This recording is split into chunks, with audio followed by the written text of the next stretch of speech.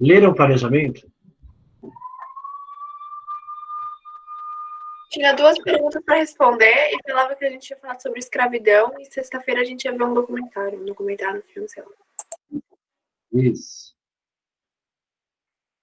A Eu gente começa esqueci de hoje. fazer agora. Quem esqueceu de fazer? O Henrique. Procura um... A Evelyn esqueceu de fazer, mas eu acho que a Evelyn sabe responder a primeira pergunta, não sei. Por que a Evelyn tá falando na terceira pessoa?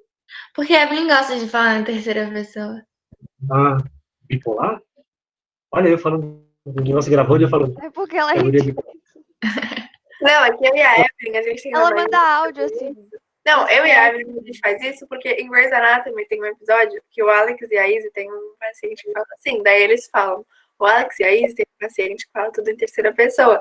E aí ficou eu e a Evelyn, a gente gosta de falar na terceira pessoa também. Aliás, ontem eu cheguei no episódio que o Alex sai. Ai, André, eu chorei nesse episódio. Eu nunca vi o episódio inteiro, mas os trechos que eu vi, eu chorei um monte. Tipo, eu vi os trechos da carta da Jo, um pouco da Meredith também. Ah, é bem bom ter essa temporada. Vamos lá. Deixamos o Grey's Anatomy para depois. Já estou com pena porque vai acabar. Tinham 2 questões como tarefa. A primeira delas é por que o rei de Portugal desestimulou a escravidão indígena e incentivou a escravidão africana. Vale lembrar que até o século XVII, 1600 e pouco, a escravidão que tinha no Brasil era a escravidão indígena. No começo, olha lá na prova, erraram isso alguns alunos. A exploração do pau-brasil não era escravidão. A exploração do pau-brasil era escambo. O escambo não caracteriza escravidão, porque tem uma troca. Ainda que fosse por uma coisa sem valor, do ponto de vista português, né? Um chapéu, uma faca, uma bota, que para os indígenas isso tinha um valor diferente. Né? Tinha até um valor meio mágico. O espelho, por exemplo. Ganhar um espelho de um português para pegar o pau-brasil. Então, isso era escambo, troca. Não caracteriza escravidão. É que nem a mita. Na colônia espanhola, nas colônias espanholas, eles faziam a mita, que vocês devem lembrar o que é. Inclusive, caiu na prova de América Espanhola. A mita também não era escravidão. Ainda que fosse um trabalho forçado, um trabalho pesado, não era escravidão. Então, até o século XVII, depois, quando começa o ciclo da cana, os portugueses vão escravizar os indígenas. Mas, a partir do século XVII, começa a vinda dos escravos africanos. A pergunta era, por que o rei de Portugal desestimulou a escravidão indígena e estimulou a escravidão africana? Como é que vocês responderam isso? Aliás, a propósito, Pedro Santana, Evelyn, Arthur, João, Henrique, Noan, Daniel, Marquinhos, tudo tem câmera. Para de me enrolar e abre esse negócio.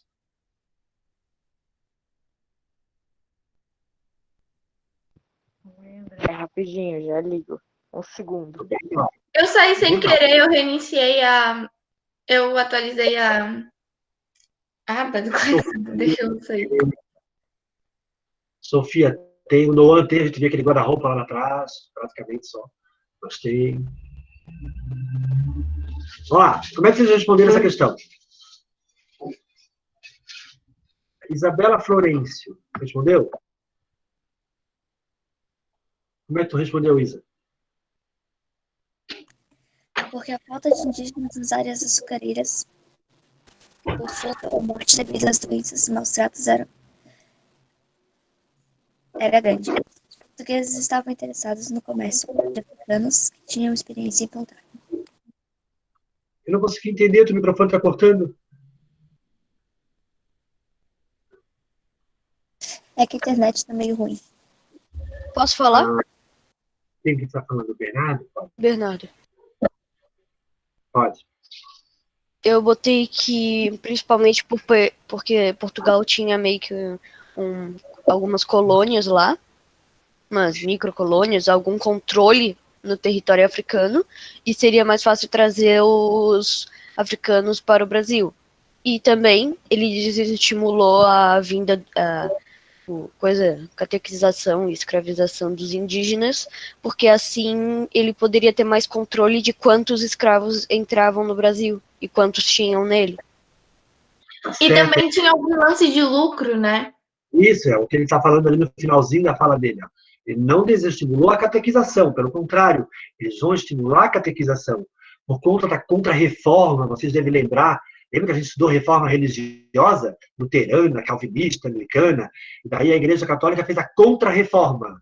E daí, por conta da contra-reforma, uma das tarefas da contra-reforma religiosa católica era a catequização dos indígenas na América, já que eles perderam fiéis na Europa, vão ganhar fiéis na América.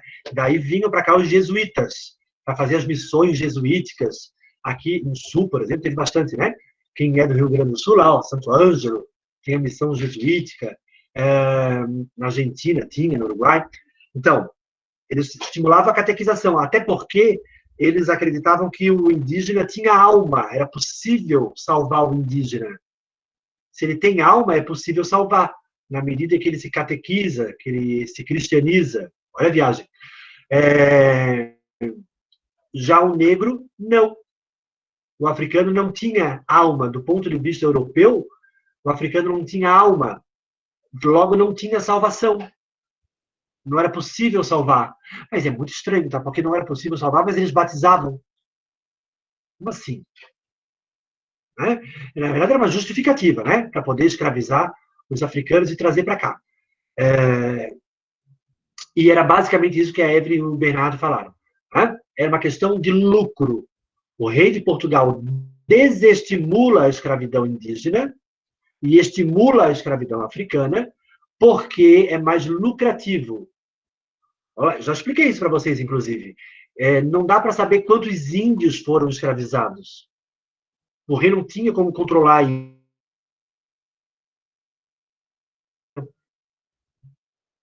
Nos portos brasileiros, dava para saber quantos africanos entravam. E, consequentemente, cobrar o imposto pela venda do escravo. Então, era uma questão comercial, basicamente.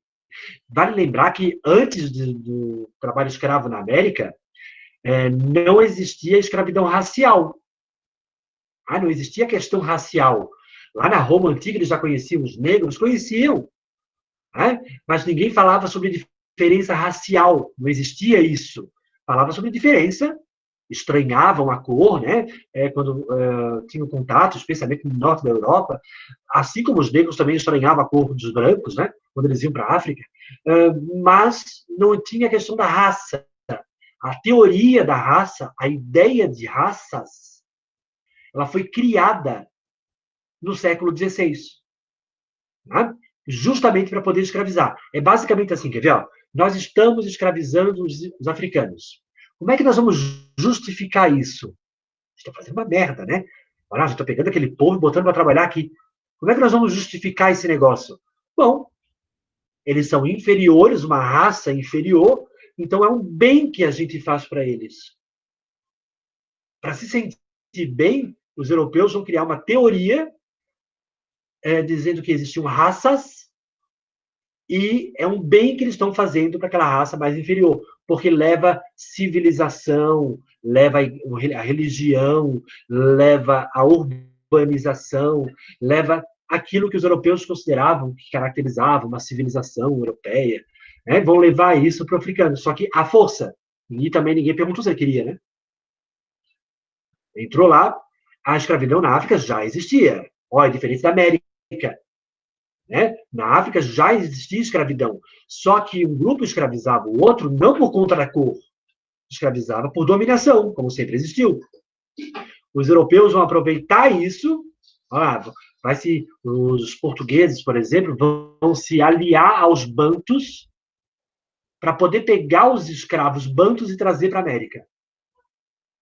Só que vão trazer por uma questão racial, não por uma questão de dominação. E depois, inclusive, vão escravizar os bantus, tá? Os primeiros se aliam ao Manicongo. Manicongo é o rei bantu. A gente estudou isso lá no começo do ano.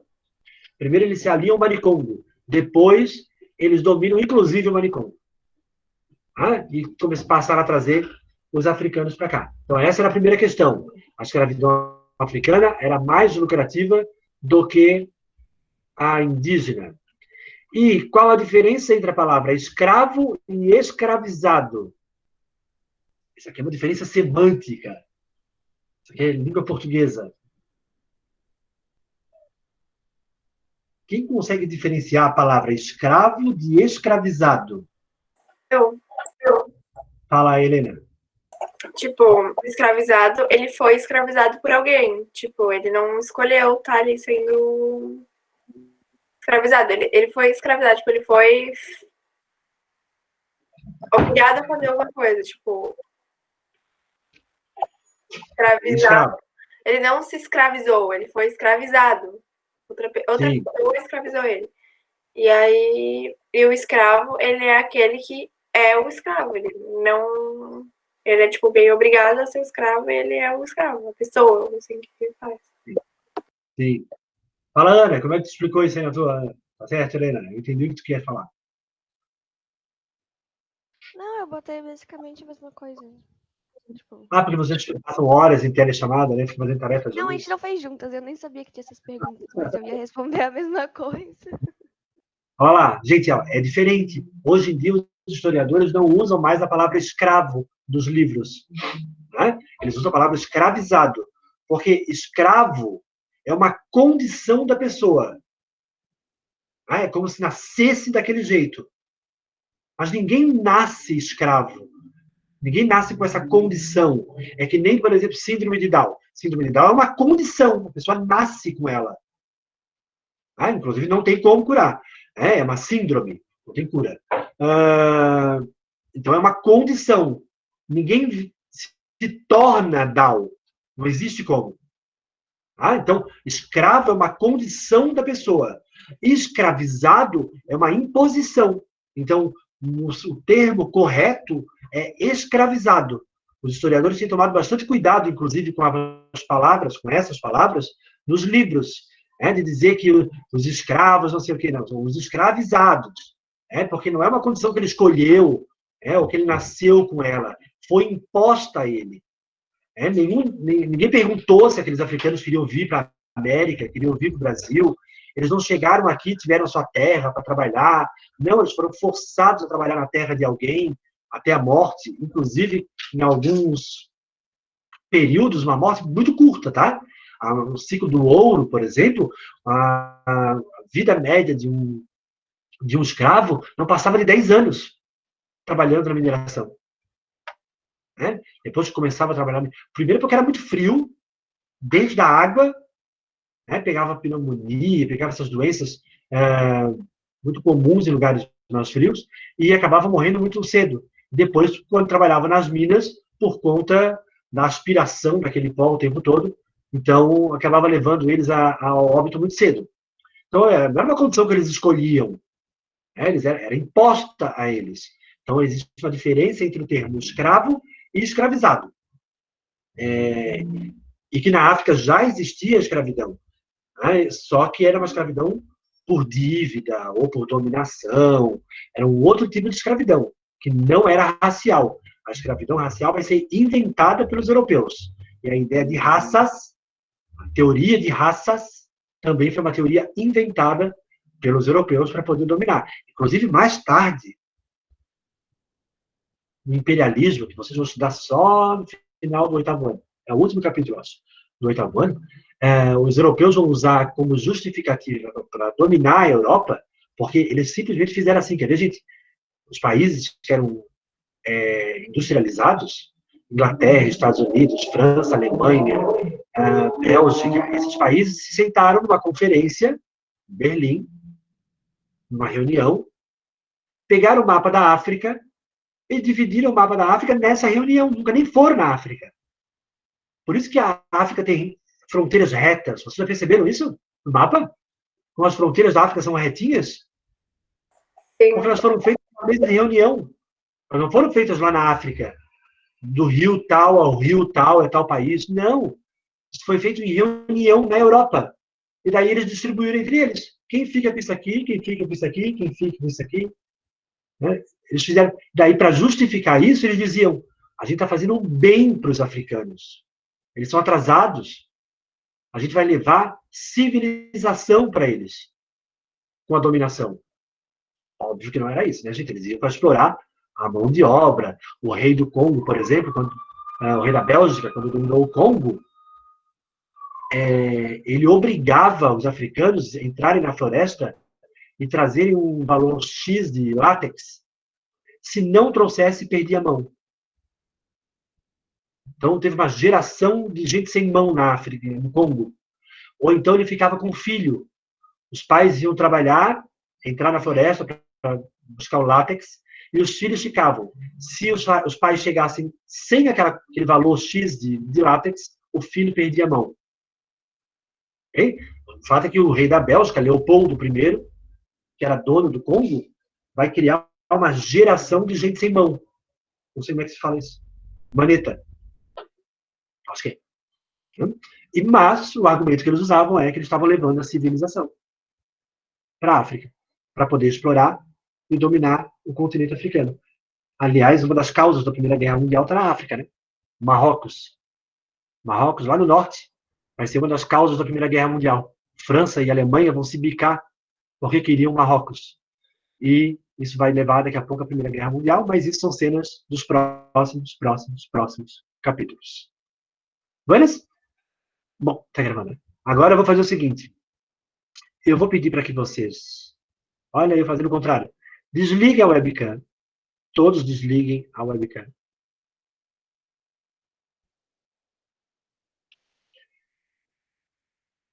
Muito obrigado. Alta Isabela Florencio.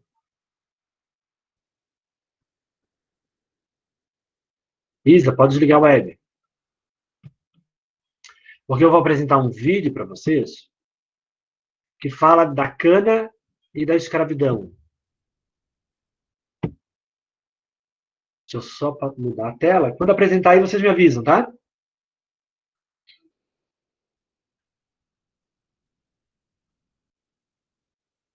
Minha cachorra está comendo um carregador.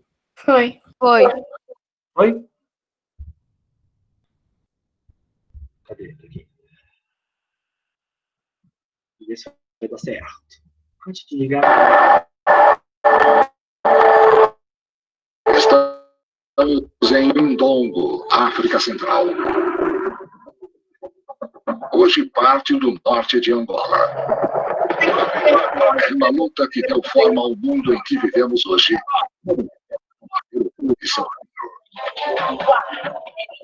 A rainha Nzinga Bandi. Estrategista, habilidosa, rainha guerreira. A Nzinga era uma mulher feroz, que era rainha, mas era muito complicada. A rainha Nzinga combatia um inimigo formidável. Os portugueses. Eles queriam seus territórios e seu povo escravizado. As plantações portuguesas do Novo Mundo precisavam de força de trabalho para fazer um novo produto que mudaria a humanidade: o açúcar. Os humanos são atraídos para o doce, mais do que qualquer outro sabor. Hoje, ingerimos metade do nosso peso em açúcar por ano.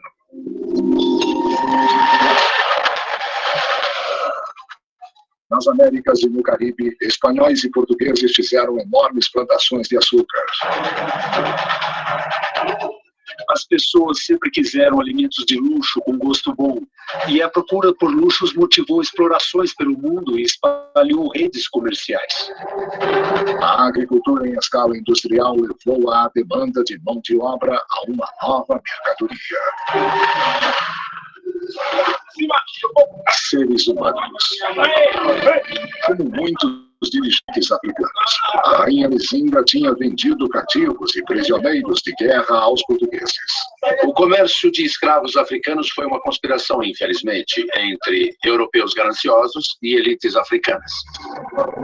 Nzinga comerciava escravos, ela mesma, como muitos monarcas da África da época. Ela vendia escravos, outros africanos, prisioneiros de guerra, para se defender contra a invasão dos portugueses. À medida que o açúcar de cana se expandia. Também se expandia a demanda por escravos africanos. Seus clientes comerciais se voltaram contra ela. Agora queriam escravizar o povo dela. Numa fortaleza de montanha, ela se preparou para defender seu reino e seu povo. Contra ela estavam não só os portugueses, mas os aliados africanos deles. Ela enfrentaria senhores da guerra que tiravam vantagem de um grande mercado de pessoas. Eram traficantes de pessoas e tinham armas. Com a rainha Nzinga estavam suas irmãs, as princesas Mukambo e Kifunji.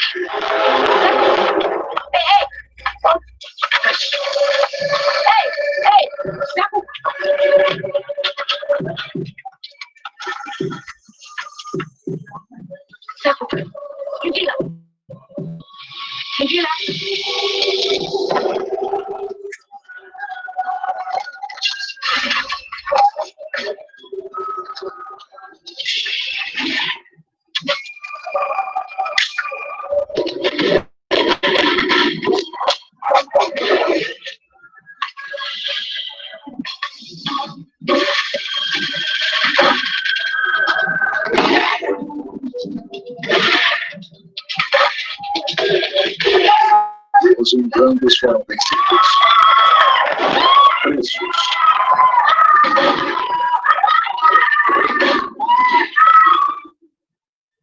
As princesas Mukambo e Kifunji escravizadas.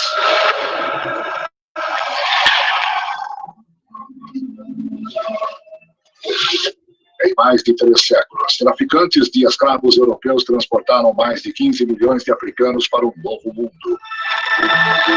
A maioria da África Central. É um dos momentos mais horrendos e dolorosos da história humana moderna, tanto para europeus quanto para africanos.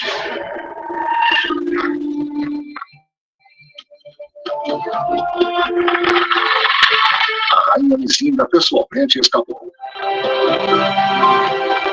Nos 20 anos seguintes, até sua morte, ela lutou e negociou e fez acordos para manter um longo longe no jugo português. Acho fascinante ter havido uma mulher tão poderosa na história da África quanto a rainha Nzinga. Uma figura muito complicada e muito brilhante, diplomática da história africana. As mulheres são as que mais se atiram, as que mais jogam tudo. Essa também foi uma lição ensinada há muito tempo atrás e que abriu caminho a muitas outras mulheres. 250 anos depois, a escravidão foi abolida. Livres para sempre. O gosto da humanidade pelo açúcar transformou a face e a civilização de 2 continentes. Hoje, quase 1/5 da população das Américas tem origens que remontam à África.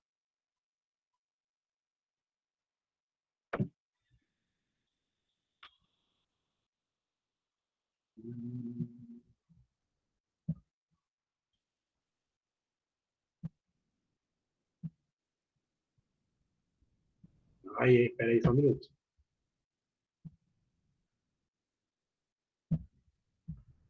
Deixa eu voltar. Voltando. Cadê a minha barra? Aqui.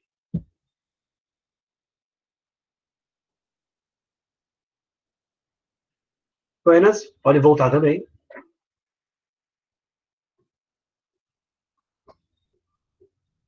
Volta, gente.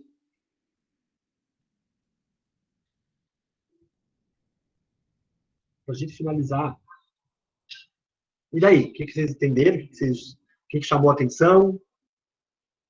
Tava meio muito travado, então não deu pra entender. Sério? Não deu pra entender muita coisa. Para todos, estava? Ai, que pena. Pra mim a imagem tava, mas o áudio não. O áudio eu consegui escutar. Para mim, o vídeo passou normal. Mas eu posso mandar o link para vocês assistirem, do History Channel. Então, tem uma confiabilidade, né? Do ponto de vista histórico. Mas ali fala de uma rainha, né? Que tenta defender o povo dela. Mas olha que interessante, porque os portugueses, a rainha vendia escravo para os portugueses. O Vini está falando isso, né? Uma coisa que a gente falou na aula. Ó.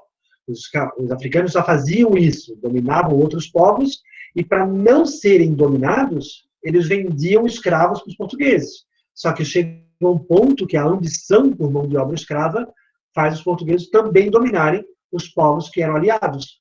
Então, de aliados passaram a ser perseguidos, dominados e trazidos para a América. Como escravizados, como mão de obra para o açúcar. E daí o vídeo fala isso, né? Como o açúcar moveu a história. O açúcar moveu a história de 2 continentes. E ali fala de 1/5 da população das Américas, ou da América, de modo geral, né? De afrodescendentes.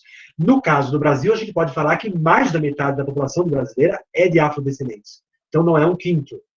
Vale lembrar que nas Américas Espanholas, especialmente no Sul, as colônias espanholas do Sul, usaram pouco a escravidão africana. Usaram muito mais a indígena, através da encomenda e da mita. Mas pouco a africana.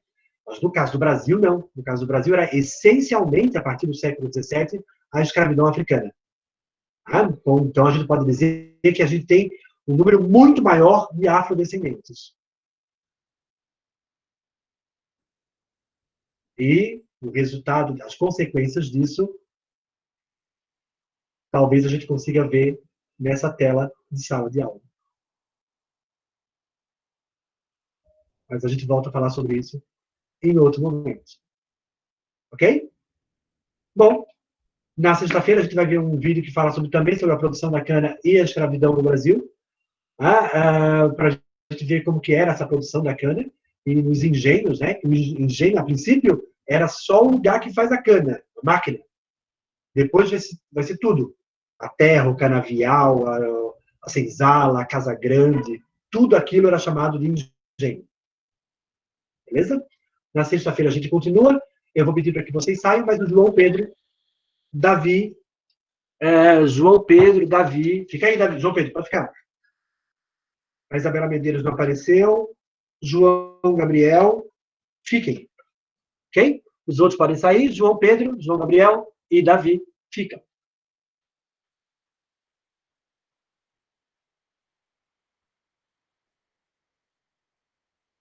Pedro Bron está esperando o quê? Marquinhos está esperando o quê? Deixa eu tirar o Pedro Bron, que deve estar fazendo outra coisa. Só preocupa.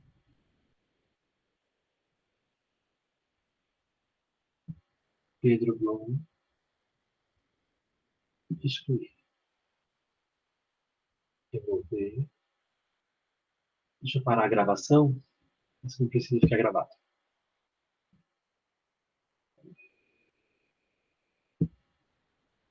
Garotos. João Gabriel, João Pedro.